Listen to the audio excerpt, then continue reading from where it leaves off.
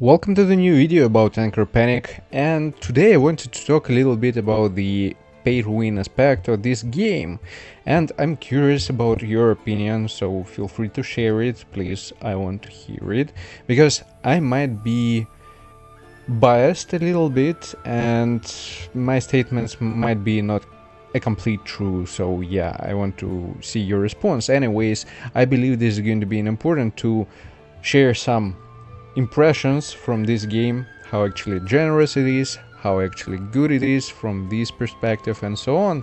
So yeah, let's begin. First of all, by my feeling, at the very beginning this game seems kinda free to play friendly, and it doesn't require you to really invest into it or spend any money, because you're basically able to summon. This game provides a lot of rewards. There are events where you're able to receive summonings from logins, different grow gifts, passes, daily logins, welfare from completing different stages. You're also able to farm some materials, some stuff for this event. Also, they're giving quite a lot of multis and so on. For the special, I believe there is some aspects for spenders where you're going to receive kinda a lot of benefits from it. Here also for summons, additionally you're going to receive some currency and so on to actually progress further. From this tab here, they're also providing materials, and obviously when you're going to play this game, the main story mode, you're going to progress. Here you're able to also receive summons and additional currency to do your summoning sessions. You're going to open new tabs, new chapters, new challenges, a lot of ways to, it seems, farm different stuff.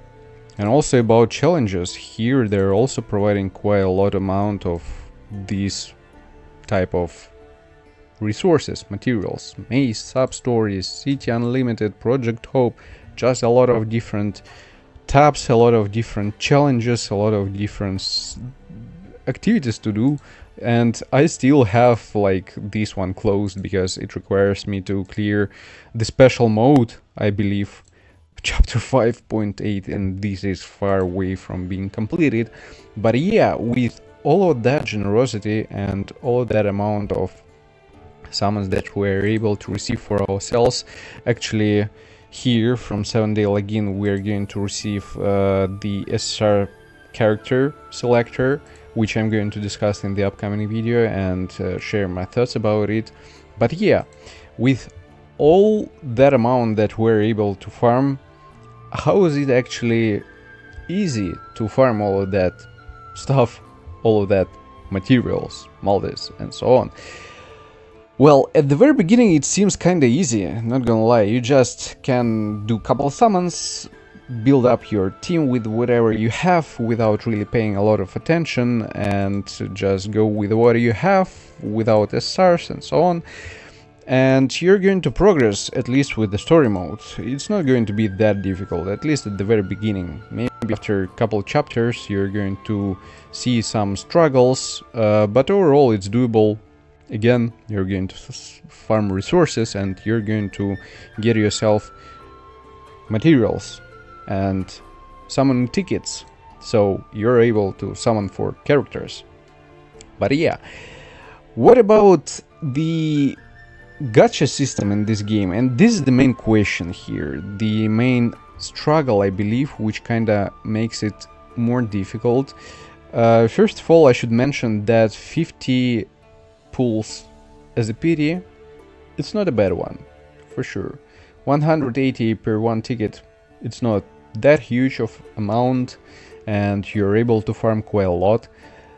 But when we're talking about the drop rates, you obviously able to kinda summon one by one SRs and so on, and you might get lucky, but this is all about luck, obviously. When we're talking about regular Link, here you're not going to receive weapons. they're separate, which is nice, which is a huge W, because otherwise it would have been just a freaking insanity. But is it still good? Well, here I have quite some questions about it, because whenever you're going to summon, there are no wish lists whatsoever in the regular banner at all. You're going to receive SRs just randomly, absolutely. And there are quite a lot of them. I mean, 1, 2, 3, 4, 5, 6, 7, 14, 15, 16, 17 SRs in total. You can get whatever is in this list without any preferences or something like that. And this is an issue a little bit. With the rate up banner, here is a little bit of another story, and you have some kind of a pity for the character which is rate up. Yeah, obviously. But again, when we're talking about the drop rates, so what do we have here? Base rate for linking a SR operator is 2%. If you don't get a SR operator for 49 consecutive times, you're guaranteed to get a SR operator next time. Drop count will carry over to the next up operator pool. Okay, when you get an SR operator, there is a 20% chance it's the current up operator. So it's a rate up. If the obtained SR operator is not the up operator, the chance of getting the up operator next time will increase from 20 to 60, and so on until you get the current up operator with 100% chance. This is a good system for sure. If you're summoning for the rate up character, well, obviously 20% chance at the very beginning. If you're going to lose, it goes up to 60, and most likely you're going to receive it for the next time. If not, it's going to be higher the next time, and eventually, at least after, in the worst case scenario, 150 summons, you're going to receive this character. Actually, is it important to have dupes in this game?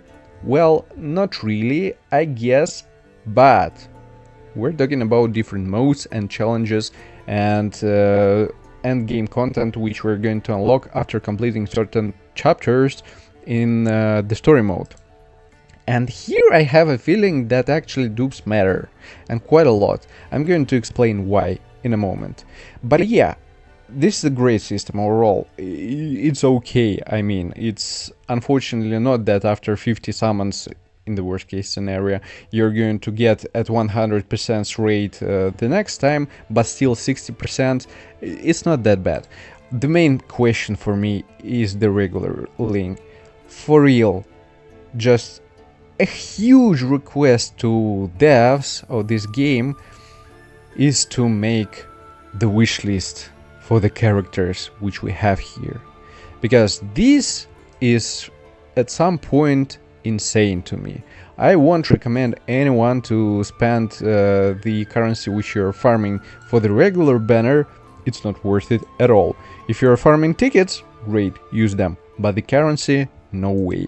Use it and save it and collect it only for the rate up banners. These are the only which worth it for sure. And the up skills, well, obviously we have the same situation here. So I would say that for the rate up character, for the main DPS, for the most important one which you're going to summon for, obviously you need to kind of get the weapon. And you might save some tickets and not necessarily use your currency, your crystals, but yeah, after a certain amount of period, when it's going to come almost to an end, have a look if you're missing some and you need to summon for it. Yeah, in this case you should actually spend quite a bit of your crystals to get the weapon for your main character. Otherwise, this one is just a freaking nonsense. And why is it nonsense? I'm going to show you just real quick. So when we're having a look at my operators, well, obviously I was summoning for Karanisa, and in total I got 3 copies of her. It's the base one, and after that 2 extra dupes, and it allowed me to bring her to A3, which is nice. I'm not planning to go further than this. All the rest, it's like ore from Lost Pity in the rate up banner. or from the regular banner. So what do I have here? I have A3 freaking Newcastle. A3 freaking Newcastle, which I didn't really want to summon for like whatsoever. It's not the character that I wish to get for my account. I have Ling, I have Flicker. These two are great. Well, Ling, it's another question, and I need to replace her, quite honestly, for the best team that I'm aiming for. Flicker is great. No questions about her. I need her. I'm going to use her. I have a freaking 3 Raven, which I'm most likely not going to use in the nearest future at all. I have like Lukosha, or how's her name, I don't know how to pronounce it correctly, Grenade, Melrod. Well, this is from the first one banner that we're going to receive a guaranteed SR, it is what it is. Marceline. God damn it, can you imagine? I received 1 copy at the very beginning, like the base one, and 2 extra. Here, with Newcastle, I have the same shit. Like, what the heck? That's the freaking insanity. For real, when we're talking about the based team composition and the characters that I actually need, they're going to be Lilira. And it's not like the top priority, let's say, but I wish to get here. The most important one here is going to be Echo. The next important is going to be Turn. For my specific case, for my team composition, which I'm aiming for to build, I need to get at least one of them. At least one of them. At least one single copy. And I'm receiving like 3 for her. Where is she? And 3 for her. Insane. And they're not the most strong characters in this game. I mean, they're okay. Like A tier or something like that, based on my how it calls tier list. Yeah, but this is just something. And overall, when we're talking about operators, so what's the trick here? Upgrading them, progressing them, it's kinda a long and really tough process. So first of all, you need to limit break them, and you need to spend a lot of energy to farm the materials, the currency, which you need to limit break, especially when we're talking about limit breaking from 60 to 80. Before, it's some kind of acceptable stuff, but yeah, after a certain amount of period, it's not really that easy. For leveling up, it requires you to spend a lot of the in-game currency. You need a lot of chips to level them up, and it's a long process. For the skills, it's also not an easy one. I almost maxed out my main DPS, and even at level 10 I thought that this is the maximum. No, after that you need to progress further, and you need to farm crystal cores, which you are not able to receive that easy. And to do it, you need to farm sub-story. You can get from arena supplies or info store, from exchange shops, let's say, from the sub-story. This is an interesting one. So the mode where you're going to start exploration, you need to do some kind of selections for the benefits and for the team compositions that you're going to receive. And after that, you're going to start with the recruiting process. You're starting with 8 tokens. What does it mean? You're able to get yourself one SR character and some R characters, because they're basically for free. And that's the build with 3 characters. You need to progress, and the battles they're starting, I believe, from level 40 or 45. I don't remember exactly. But who is going to progress certain DPS units who are SR characters? If they acquired some broken and important characters from SRs, and it requires you to have a lot of, again, resources and materials to level them up. And R's, they're kinda useless in the game overall. I'm not saying that they're, let's say, bad, but they're better characters. Yeah, so okay. This is the one aspect. The other was one aspect we're going to challenge once again. So here we go to the mapping zone 2 where I stopped, and I can't complete the final stage here at all. Why? Maybe you think that I'm lacking levels? Not really. My Coronista is level 80, all the rest of the team level 60. But what's the trick here? We're opening the environment, enemies increase tenacity cap by 50%, HP by 100%, and attack by 100%. Increase speed by 100. What the heck? Hello? They're just freaking one-shotting me, or they're so freaking fat that I'm not able to break through any of them, and my units, they're not able to stand against them a chance at all. What does it mean? I should bring my team, all of them, to level 80 to be able to clear this stage, or it should be like a specific one team which is able to stand a chance against them. And it's not about the formation, it's not about how I'm going to allocate my units on the field, it's not about it. Sometimes it's going to make a difference, but in this specific case it's not whatsoever. This one, Maze. So here the same situation, they're just one-shotting my units within a single one turn. Increased damage, increased HP, they're just unkillable at all. For the other, like, there are certain modes where you're going to use your units with a limited amount of turns, and to clear the whole stage, for example, you need to have in total 10 turns. So overall you need to have 2 decent teams to complete it, and it's also not from level 0, so they are kind of decent opponents. Yep.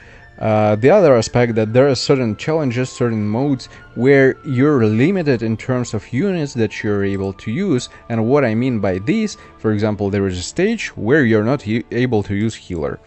There is a stage where you might not use, I don't know, certain element or something like that. What does it mean?